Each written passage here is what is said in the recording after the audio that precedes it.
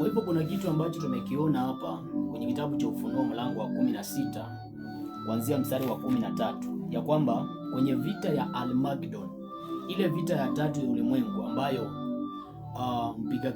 ambayo mpiga Kristo atahusika, lakini pia nabii wa uongo, ambaye yule nabii wa uongo tumekuja kuangalia kwenye kitabu cha Ufunuo mlango wa 13 kuanzia mstari wa kwanza, tukaona kwamba ni ufalme wa Marekani, na yule mfalme atakuwako wakati ule, atakuwa amepewa nguvu na mwanakondoo.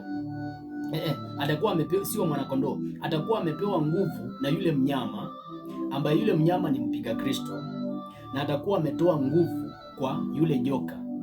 Na maandiko yasema ya kwamba atafanya haya mambo, naye atumie uwezo wote wa mnyama yule wa kwanza mbele yake, naye aifanya dunia na wote wakao ndani yake wamsujudie mnyama wa kwanza, ambaye jeraha lake la mauti lilipona. Tunapoongelea kuhusiana na jeraha la mauti, unajua kwamba kuna wakati ambapo yule ambaye atakuwa mpiga Kristo sasa alikosa uwezo na nguvu ya utawala wa kiserikali, akatolewa mamlaka ya kutawala kwenye serikali. Ndio kitu kinaitwa jeraha la mauti, na maana kwamba akaondoshewa utawala wake.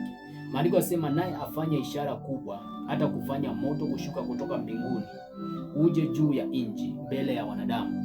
Hii inaonyesha kwamba yule mtawala ambaye atakuwa ametawala Marekani atakuwa na uwezo wa kushusha moto kutoka mbinguni, lakini atakuwa anatumia nguvu ya yule mnyama wa kwanza ambaye ni mpiga Kristo.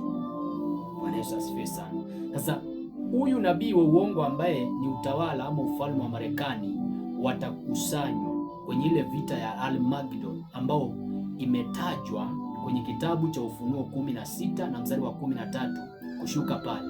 Ile vita itakuwa ni kati ya wafalme, kati ya mpiga Kristo, nabii wa uongo, joka, lakini pia na Yesu Kristo.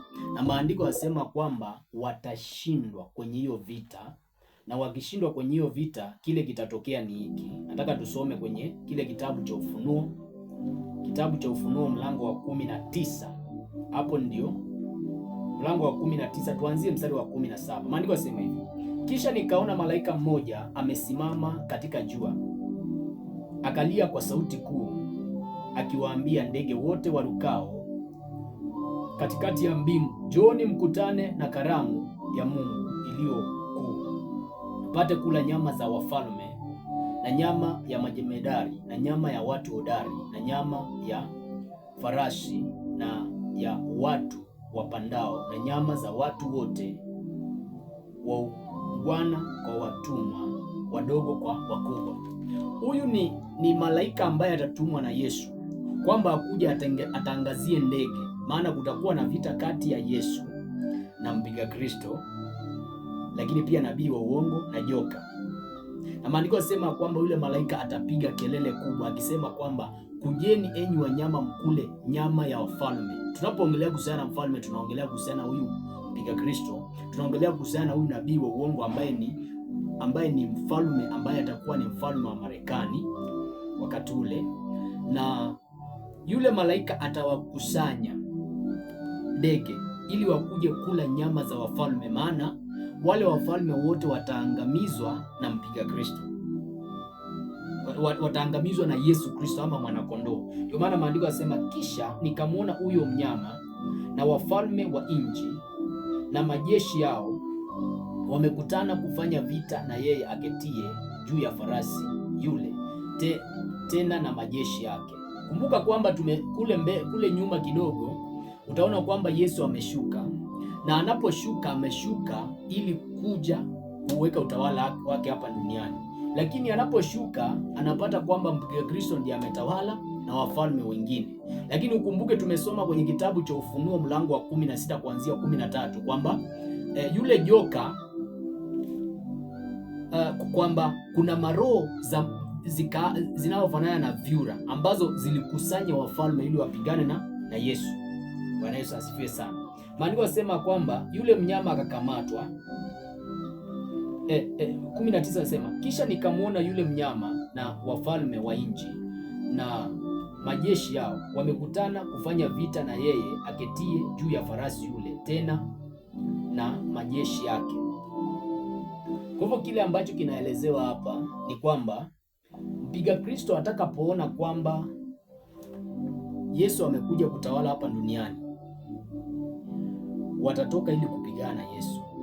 Lakini kile kitatokea ni kwamba kitabu cha Ufunuo 19:20 nasema yule mnyama akakamatwa na yule nabii wa uongo pamoja naye aliyezifanya hizo ishara mbele yake, ambazo kwa hizo aliwadanganya watu wale waliopokea ile chapa ya huyo mnyama, nao walioisujudia sanamu yake, au wawili wakatupwa wagali hai katika lile ziwa la moto liwakalo kwa kiberiti. Unaona sasa, wamekamatwa nabii wa uongo na mnyama, wakatupwa katika shimo la nini? Shimo ambalo ni shimo la Jehanamu liwakalo moto. Maandiko yasema mstari 21 ya kwamba na wale waliosalia waliuawa kwa upanga wake yeye aliyeketi juu ya yule farashi, upanga utokao katika kinywa chake, na ndege wote wakashiba kwa nyama zao. Kumbe wale ndege walikuwa wamekusanywa na malaika ili wakule nyama za wale watu ambao walikuwa wanapigana vita, ile jeshi la mpiga Kristo na nabii wa uongo. Bwana Yesu asifiwe sana. Na maandiko yasema kwamba waliosalia wakaangamizwa kwa upanga utokao katika kinywa chake. Kwa hivyo Yesu atakapokuwa anapigana vita ile ya Armageddon, atakuwa anapigana kwa kinywa. Unajua neno la Mungu ni upanga. Kwa hivyo atakapokuwa anaongea hivi watu watakuwa wanatakatwa. Itakuwa ni vita ambao ile vita itakuwa na nguvu, yani itakuwa ni vita ya maneno, ni vita ya kiroho. Pamoja na kuwa itadhihirika kimwili, watu watakufa kabisa, wataonekana, lakini itaanza kiroho na alafu kimwili itadhihirika.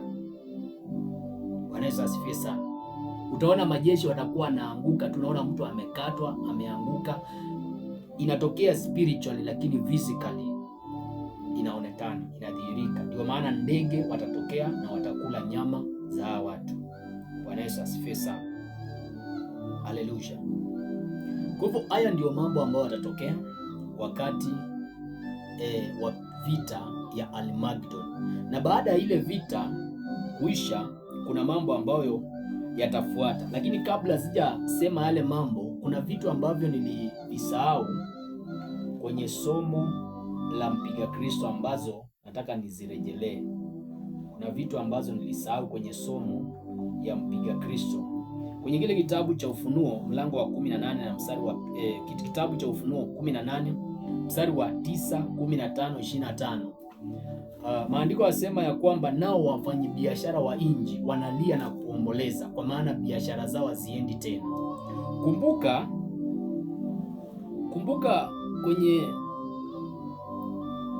kwenye kile kitabu cha Ufunuo 17:16 yule kahaba ambaye ni kanisa ambao linaabudu sanamu, kanisa la Katoliki ambao linaabudu sanamu, ndio inaitwa mwanamke kahaba. Hilo kanisa litakuwa limeangamizwa na mpiga Kristo akawa ametawala. Na ujue kwamba maandiko yasema kwamba nao wafalme wa nchi wamezini na yule kahaba. Ina maana wamepokea mafundisho yule kahaba, na watakuwa wamepokea yale mafundisho yule kahaba kwa sababu kuna faida wanapata pale, kwamba wanapata nguvu kwa yule kahaba ambaye ni ile kanisa, lakini pia wanawezeshwa kifedha ya yule kahaba. Unanielewa? Kwa hivyo kwa sababu yule kahaba atakamatwa na ataangamizwa, maandiko yasema ya kwamba wafanyabiashara wa nchi, kwa sababu watakuwa nao wanaendea nguvu kule za kufanya biashara, kuendea madini zao kule, watakuwa na shida sana kwenye biashara zao. Hii ni somo ya mpiga Kristo, ya somo ambayo imepita, lakini nataka niiweke sawa kwa sababu siko sure kama nitarudia tena.